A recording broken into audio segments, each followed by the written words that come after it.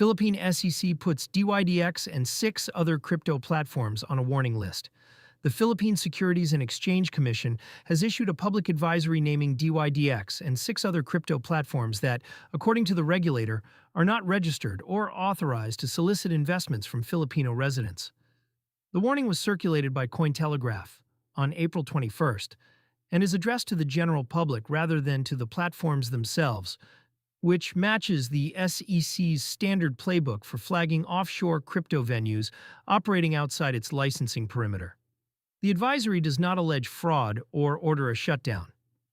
It tells Philippine residents that these platforms do not have the legal authorization to offer investment products inside the country, which in practice means users who deposit funds and later face disputes cannot rely on local investor protection mechanisms.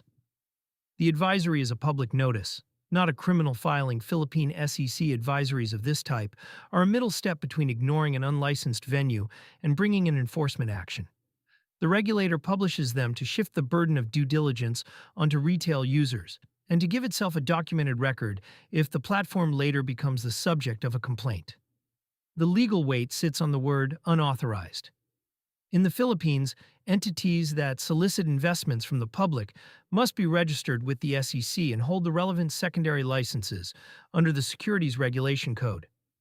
Offshore derivatives venues like dYdX fall in a harder-to-police zone because they are decentralized front ends built around smart contracts rather than local subsidiaries. The SEC's tool in those cases is usually public warning, followed by engagement with local ISPs and app stores if the advisory is ignored. That escalation has happened before in the Philippines, most notably with the 2023 advisory against Binance that eventually led to Google and Apple removing the app from Filipino stores in 2024. Why this round is different? 2 things mark this advisory as a step up from past rounds. First, the breadth.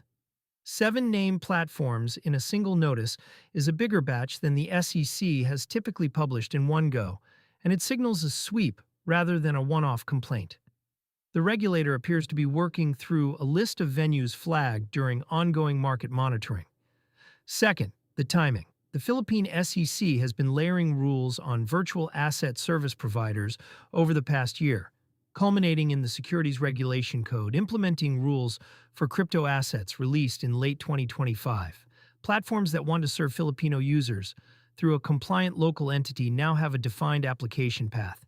An unregistered platform that remains active after that path is available faces a weaker public interest defense than one operating before the rules existed. What Philippine users should check for Filipinos holding funds on any of the named platforms. The advisory is not an instruction to withdraw immediately. It is a notification that, if the platform becomes unreachable or restricts withdrawals, the local SEC has no seat at the table. That matters more for users relying on an exchange or perpetuals venue to hold balances than for self-custodial users who simply route trades through a DEX. The distinction between custodial and non-custodial exposure is practical here.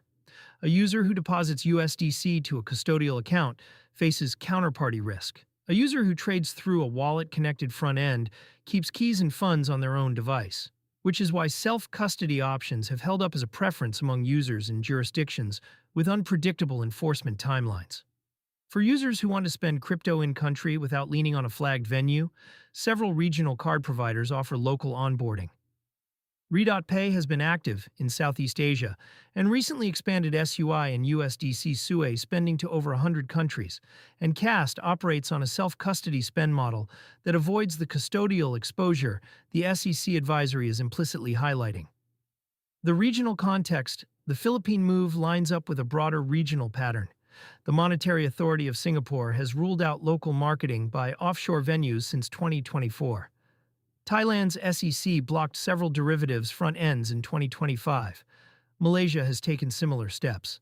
The Philippines is now moving its enforcement line in the same direction, which narrows the legal space for offshore perpetuals venues that market to retail anywhere in ASEAN.